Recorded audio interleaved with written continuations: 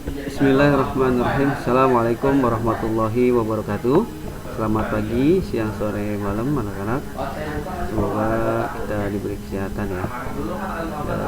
Baiklah, kita mulai pelajaran hari ini PSR Pengendali Sistem Robotik kelas 11, pertemuan ketiga di semester 1 ya, yang itu judulnya memahami udara bertekanan dan penggunaannya. Baik anak-anak, untuk tujuannya adalah memahami udara bertekanan dan penggunaannya, memahami proses penyediaan udara bertekanan yang kering dan bersih.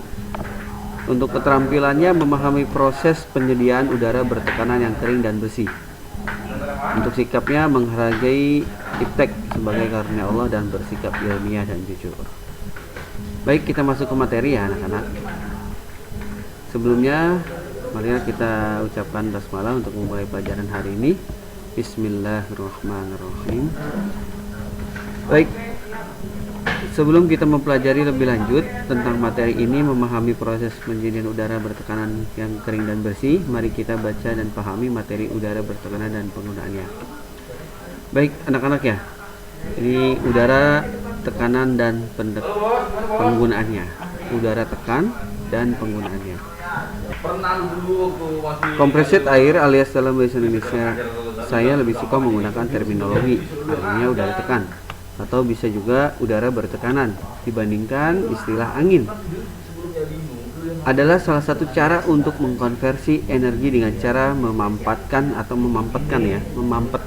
udara sekitar untuk berbagi keperluan manusia. Paling sederhana dan mudah ditemui sehari-hari adalah digunakan untuk mengisi ban kendaraan. Selain itu, masih banyak aplikasi lainnya yang menggunakan udara tekan. Masih ingat aplikasi spray, yaitu udara tekan digunakan untuk menyemprot api serangga, pun juga untuk mengecat air bas. Bisa ya, tahu ya spray. Baik, kita sebutkan mereknya, Baygon, terus pewangi ruangan. Dia juga menggunakan udara tekan. Ya.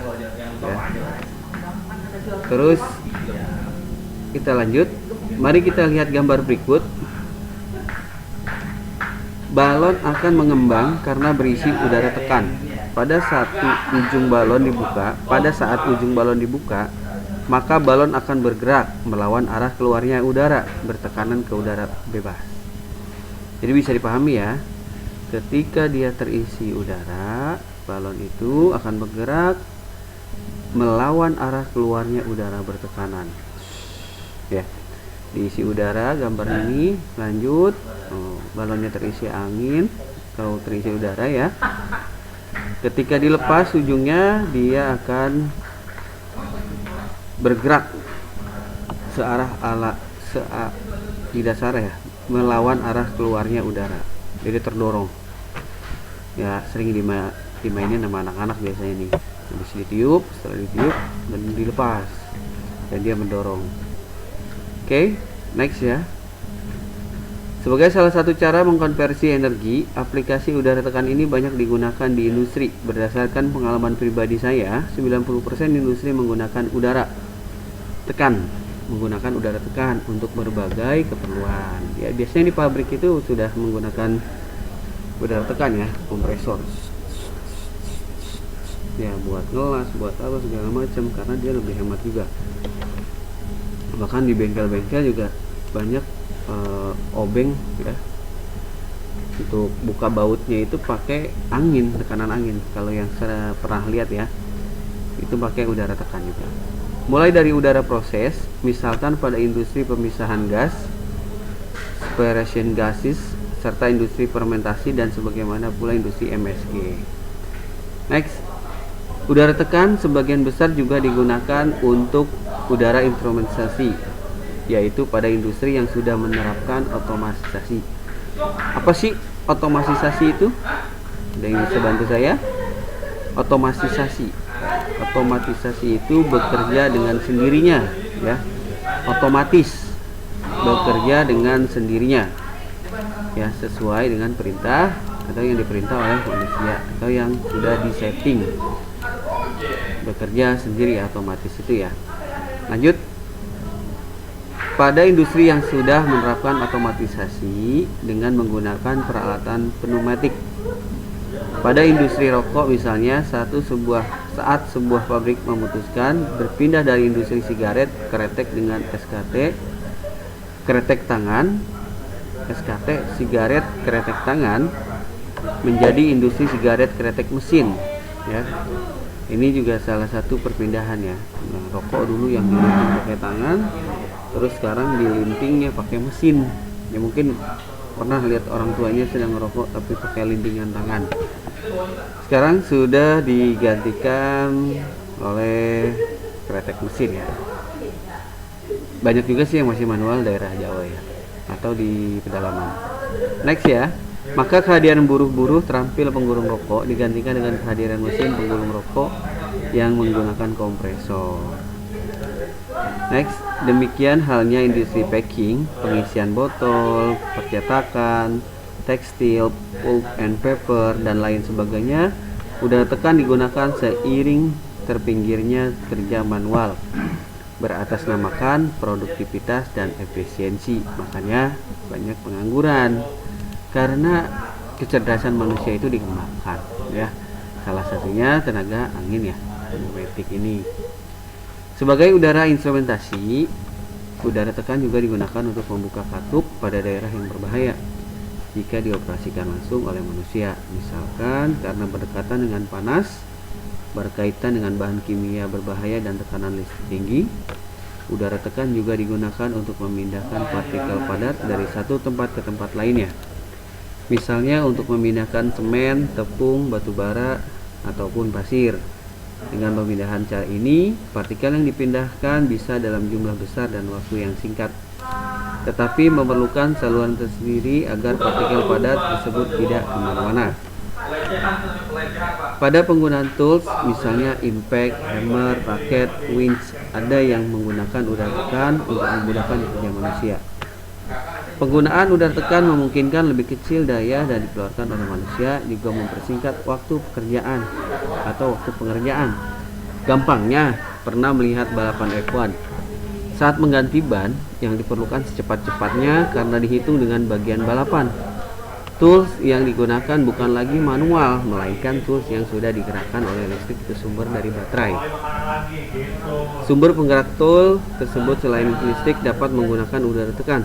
Umumnya, sumber penggerak udara tekan yang disebut dengan air tools digunakan pada daerah operasi yang rawan percikan api. Alasan safety inilah yang menyebabkan air tool mempunyai nilai lebih dibandingkan dengan electrical tools. Alasan kedua adalah masalah efisiensi, karena penggunaan air tool lebih mudah dibandingkan listrik yang terpakai untuk electrical. Di Indonesia, penggunaan udara tekan sebagai air tool masih sebagai industri-industri tertentu, sedangkan di bengkel-bengkel masih banyak yang menggunakan hand tool. Kehadiran kompresor di bengkel-bengkel tersebut baru sebatas untuk mengisi ban dan bersih-bersih general service. Alasan safety dan ekonomis sebagai mana disampaikan di atas juga menyebabkan udara tekan juga digunakan pada diagram pump and air motor. Kedua peralatan tersebut sering digunakan pada area yang rawan percik api. Di dunia konstruksi baja, baik gedung-gedung industri manufacturing serta galangan kapal, umumnya juga menggunakan aplikasi udara tekan. Ada dua pekerjaan utama yang menggunakan udara tekan, sandblasting dan pengecatan. Meski berbeda tujuan, udara tekan mempunyai fungsi yang hampir mirip. Pada sandblasting, udara tekan meniup butiran pasir untuk mengelupas pengotor dan karat pada permukaan baja. Sedangkan proses ini dimaksud agar proses pengecatan berlangsung dengan baik. Jadi ngebersihin ya dia. Terus nembak, anginnya itu buat nembak si permukaan besi atau bidang yang mau dicat. Proses ini dimaksud agar proses pengecatan berlangsung dengan baik. Sedangkan pada pengecatan, udara tekan digunakan untuk meniup cairan cat ya.